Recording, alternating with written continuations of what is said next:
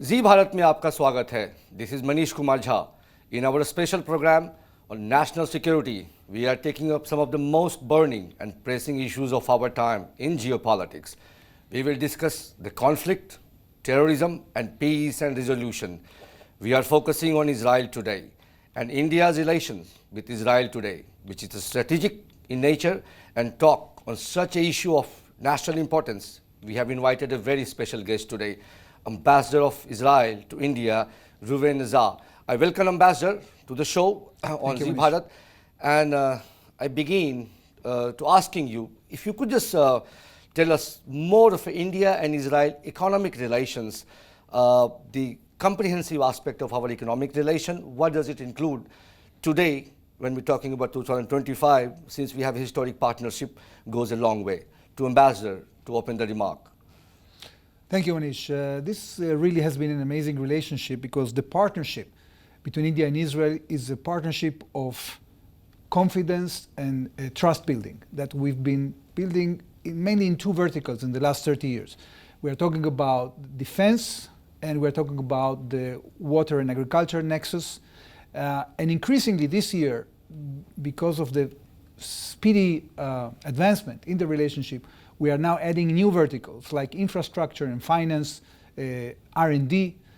This is a very special relation for both countries. If I have to speak in the name of Israel, Israel looks at the economic rise of India. Israel looks at India as a reliable partner to secure our chains of supply. And this is manifested in the vote of confidence that is coming from Israel. In the last year, 7 ministers came to India. We have signed several agreements like the Mutual Investment Agreement and the TOR to sign a free trade agreement.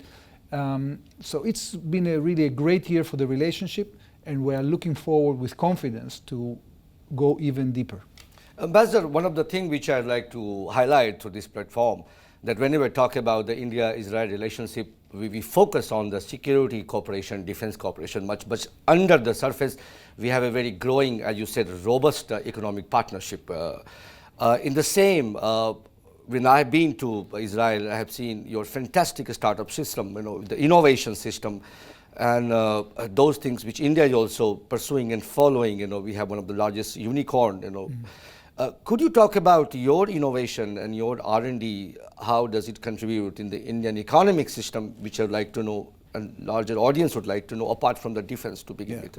So, as you know, we have a pretty good ecosystem of innovation. Israel is basically the biggest innovation hub outside the United States. And we are actually getting the startups to cooperate with India. First of all, in the defense sector, our main industries here have implemented the policy of Make in India and are not just supplying systems, but manufacturing together advanced systems and also starting to do R&D together. On the civilian side, we have a joint fund. It's called I4F. It already spent about $25 million to support joint R&D. And we started this year a very interesting program called Drishti between DRDO and the Ministry of Defense in Israel to promote cooperation between startups in the dual use and the defense sectors.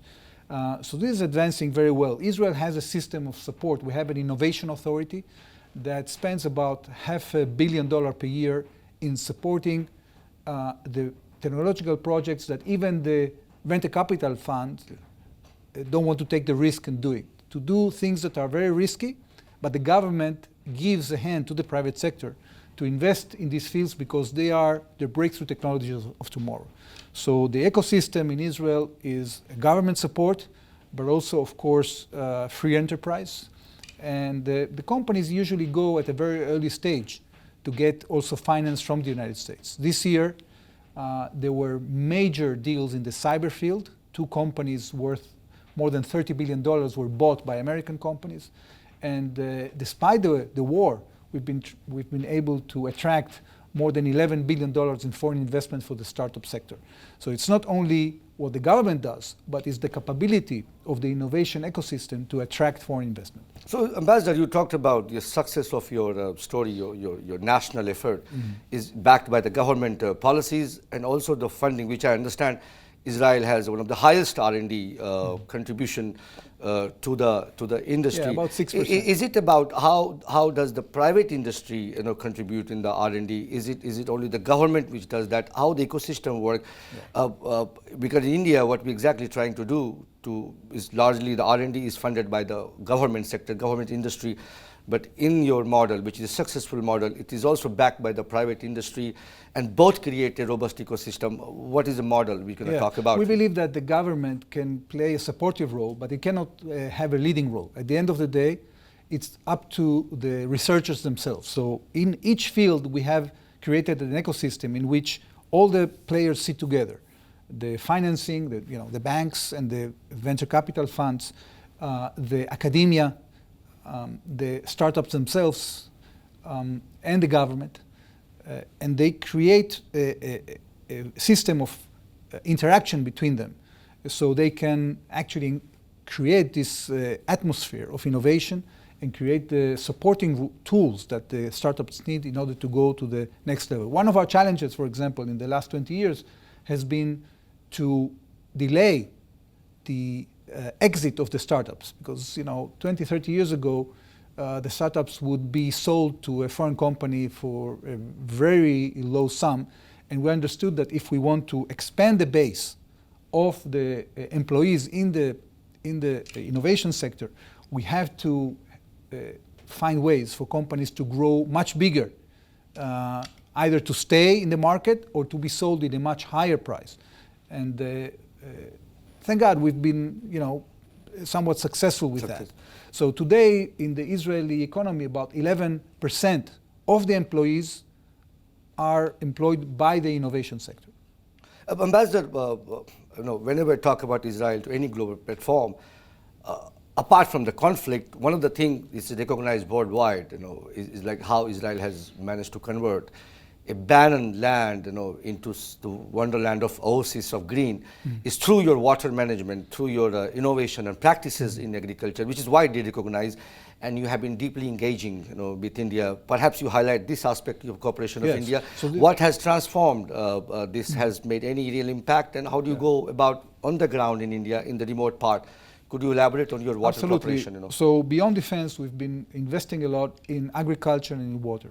And we have developed with the Indian government a model of centers of excellence, in which the Indian government invests about $4 million in each one of them. We have so far opened 34 centers of excellence, and we give technology and consulting services. Only a month ago, I participated in the opening of the 34th center in Assam. In these centers, there are several services the small farmers get. First of all, they get subsidized seedlings. These seedlings are more robust in terms of the fruit that they give, and are also more sustainable against diseases.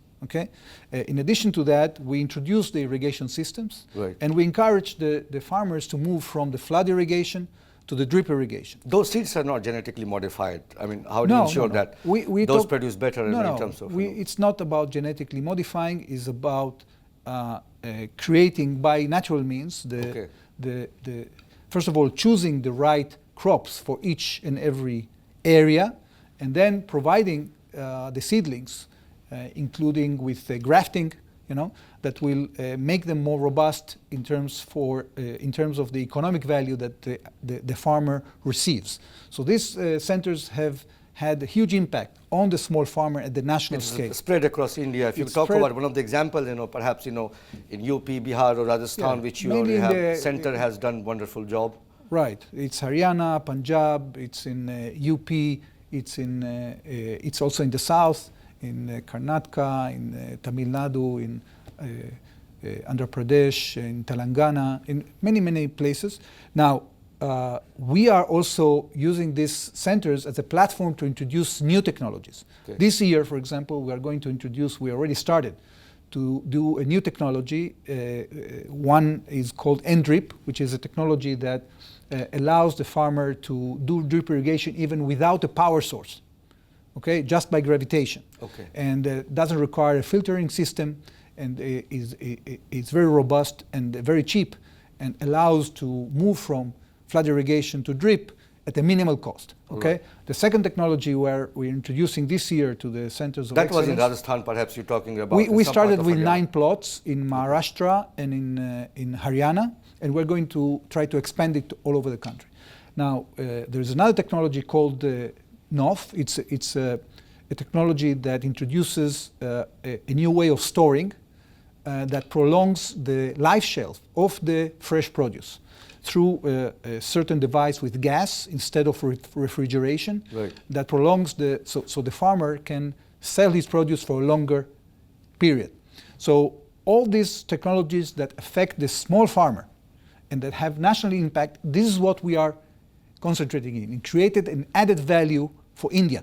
Ambassador, great, and I think it's good to highlight some of the deeper cooperation. But of course, when we talk about Israel, we talk about the conflicts which is happening in geopolitics, which Israel is facing, perhaps in the shape of terrorism. We're talking about Israel and Palestine conflict. I'd like to take this platform, first of all, request Ambassador to explain his stance on the conflict. Of course, there's a ceasefire already going on, but the violence is also continues.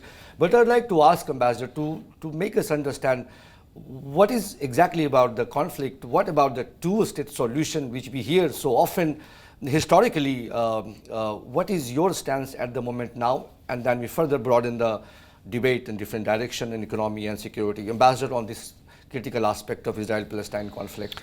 Well, Manish, what happened since the 7th of October is that Israel was attacked ferociously by this terrorist organization called Hamas that really massacred, raped, and burned our civilians. And following that, we were attacked by 7 fronts, with an axis led by the Islamic Republic of Iran that has sworn to destroy the state of Israel. So we are not dealing with people that just want to solve a conflict. We're dealing with malign forces in the region that include Iran, include Hezbollah, Hamas, the Palestinian Islamic Jihad, the Houthis and others that actually want to destroy the existence of our state. And we had to defend ourselves. Fortunately, we've been able, after a very long struggle, to prevail. We have hit the Iranians when they launched their massive missile attack, the largest missile attack in the history of the world that they launched against Israel. We've been able to neutralize that, to neutralize their nuclear military program and their ballistic missile program. We've been able to decimate Hezbollah in Lebanon, and we've been able to destroy the military machinery of Hamas. Now we control about 58% of the Gaza Strip, and we have adopted the peace plan drafted by President Trump. Ambassador, just one I would like to understand this part of it. Sorry to interrupt you. We always believed your intelligence, your agencies, your security as top-notch in the world it's impregnable. Perhaps this incident, this terrorist attacks gave us a feeling that it broke into your system. Did you admit that, and how did it happen? Well, of course, this was a failure, both an intelligence failure and also operational failure. It's something that we are now concentrating in, finding a way to investigate it in order to make sure that that doesn't happen again. But you have to, people have to understand this. Israel is the most attacked country in the history of the world. We've been attacked by conventional armies since, in the last almost 78 years of our existence. We've been attacked by conventional armies. We've been attacked from the air, from the sea. We've been attacked cyber-wise. We've been attacked, in international diplomatic fora. And when you're attacked consistently, sometimes the enemy that attacks you has a success. And of course, we have to, we concentrate in our defense. We invest about 6% of our GDP in our defense. And we have to make sure that we can prevail against all these attacks. But from time to time, maybe once in 50 years or in several decades, you will receive a blow. And you have to know how to deal with a blow and then how to counterattack and how to prevail. And this is exactly what Israel did, not only militarily, but also economically. We are having one of the best economic years in our history, and that is directly linked to the resolution of the Israeli citizens, not just the security forces or the intelligence forces, but the degree by which the citizens, we have a citizen army, have spent their human capital, right, because they understand we don't have any choice. We don't have anywhere else to go. And this is the secret of Israel. The secret of Israel is the motivation of the citizens to prevail and to sustain these attacks. But Ambassador, when you talk about the historical perspective, the resolution part, what is about the two-state? If you could explain, is there ambiguity about this, or this is what you also believe in? There is of course ambiguity because during the 90s, when we were in an attempt to do peace agreements with our neighbors, we did the peace agreement with Egypt and we did the peace agreement with Jordan. There was a sense that maybe we can achieve peace by creating a Palestinian state, and we negotiated that. Right. Unfortunately, our offers, our very generous offers, were rejected by the other side. And what happened, especially since Hamas took over the Gaza Strip, is that there is a civil war within the Palestinian constituency. Right. Okay? So the Palestinian society is very stratified, is not unified. So I think we have to understand that when you have a situation, not only the other side rejects your offer for peace, but attempts again to exterminate you, you understand that the level of risk you can take has gone much lower. So therefore the model has to change. And we believe that although we don't want to directly rule the Palestinian people, and we think they deserve self-rule, the degree of self-rule has to be negotiated because we don't want to be threatened again. So there have been several ideas going out there. For example, an idea of creating a union of Palestinian Emirates, okay? Because Gaza probably is not going to go back to the hands of the Palestinian Authority. And the question is how you create a looser situation in which the Palestinians are self-ruled on the one hand, but on the other hand, when it comes to questions of security and sovereignty, Israel will have to maintain a much more powerful stance. It's slightly different from the two-state sovereign Absolutely. Autonomy kind of thing. It can be an autonomy, but I think that for now, as long as you have this radicalization in the Palestinian society, and you have these attempts of terrorist organizations to continuously so you're talking about the attack situation, Israel, we won't be able the conducive situation, the environment where there is no terrorist attacks, there are no terrorists, Hamas is not violent, and then you perhaps begin to talk about in this direction, then maybe we can negotiate. But at the same time, while the terrorist attacks, we also feel in India this is one of the menace. We often get attacked, we hostile neighbors we are, so we can feel about this, Ambassador. But at the same time, while we condemn such attack as inhuman, later we also see that growing humanitarian crisis in Palestine. We hear that is due to the constant blockades from the Israeli side, maybe because of security. How does Israel deal with such complexity? Because one side you have to stop attacks and terrorists, but at the same time there are civilians, there are children who need to be fed, who need to be assisted with the medical situation and all that. You are a democratic country, and how do you deal with such a complex situation? Well, we've been dealing actually quite substantially with an effort to ease the humanitarian situation. And what we have faced is a propaganda campaign because Hamas was actually using the humanitarian situation as a military and political tool. They were hiding behind civilians while attacking us, and they've been withholding humanitarian assistance from their own people. Only in the last few weeks, we discovered, for example, that during the time in which there was the highest crisis in the Gaza Strip, Hamas was hiding baby formula and not distributing it. Okay. Israel, unlike any other country in conflicts, actually has facilitated the supply of more than 2 million tons of food and medical supplies into the Gaza Strip during the conflict. Okay? Something that usually other countries don't do during conflict. So there has been a huge propaganda campaign instigated by Al Jazeera, Qatari so you deny any sort of blockade, in humanitarian crisis? We didn't block humanitarian aid. What Israel did is to facilitate aid, and at some point, when we understood that Hamas is sequestrating the assistance, we tried to create alternative channels for humanitarian assistance, and we succeeded with that. But at the end of the day, this issue, this humanitarian issue, there is great suffering on both sides. In Israel, there is great suffering Indeed. with the civilian population in Gaza because of the actions of Hamas, because of Hamas initiated this war with this terrible attack and then manipulated the humanitarian situation. Look, you mentioned rightly that this issue of Islamic extremism and jihad is a global phenomenon. Right. And this is something that we have a common interest to tackle. I think that the diplomatic community hasn't done enough, right.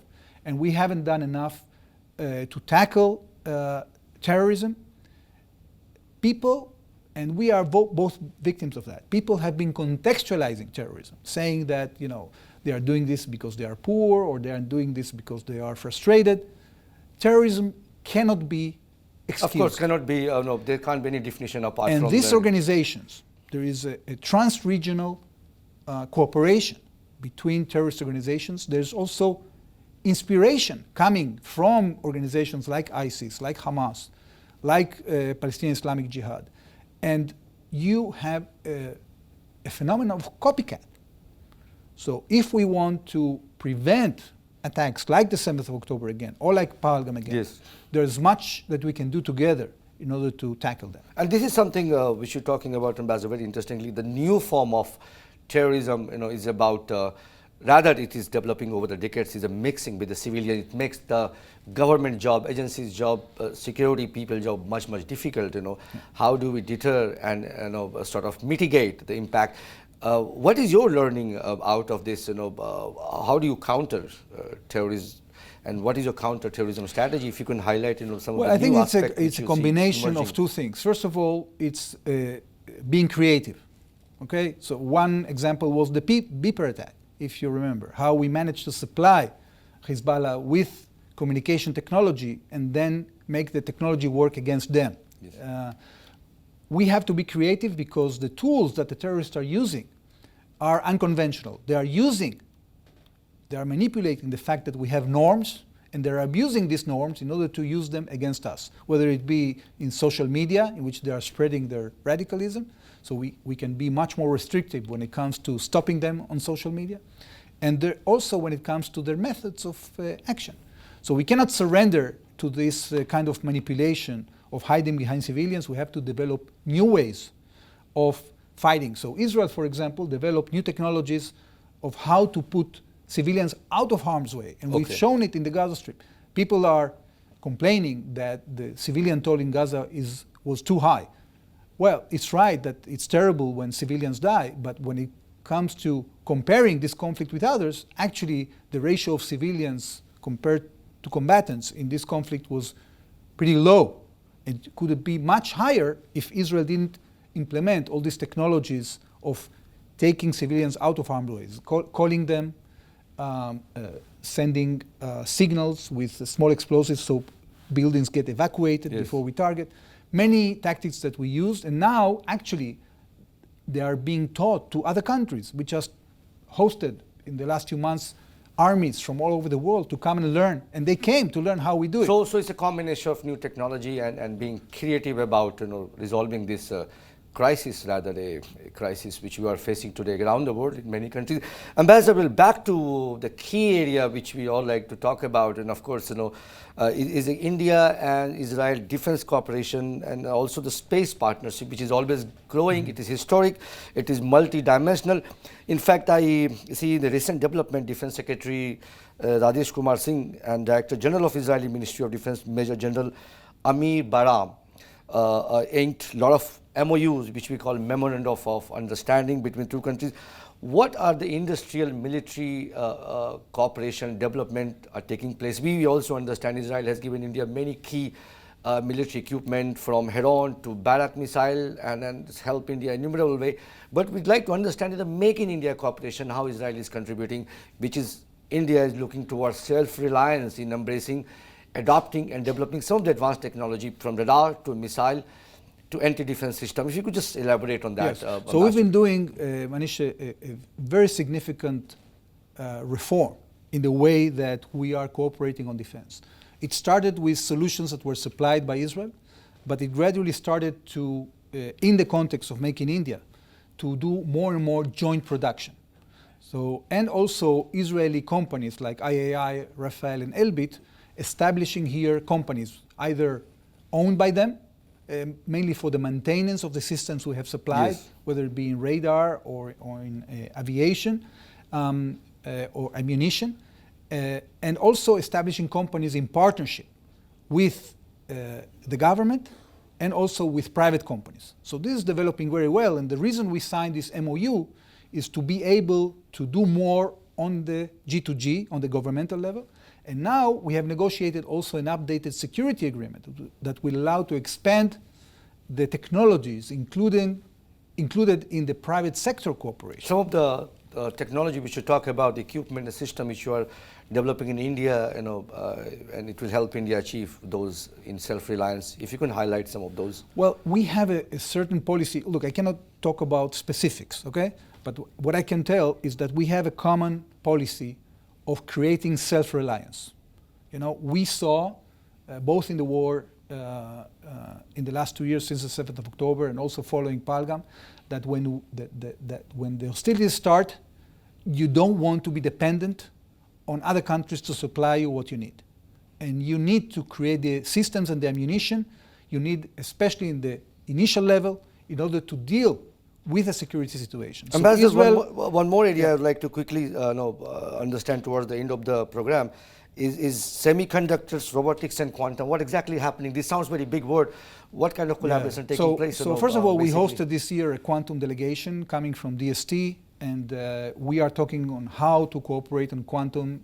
Has there been some sort of investment approved? Well, on quantum, not yet, but there has been investment, especially by the Indian private sector in Israel. We had a breakthrough deal this year when Amber, that's an Indian conglomerate that is producing electronic equipment. They bought a company in Israel called Unitronics with an investment of $50 million.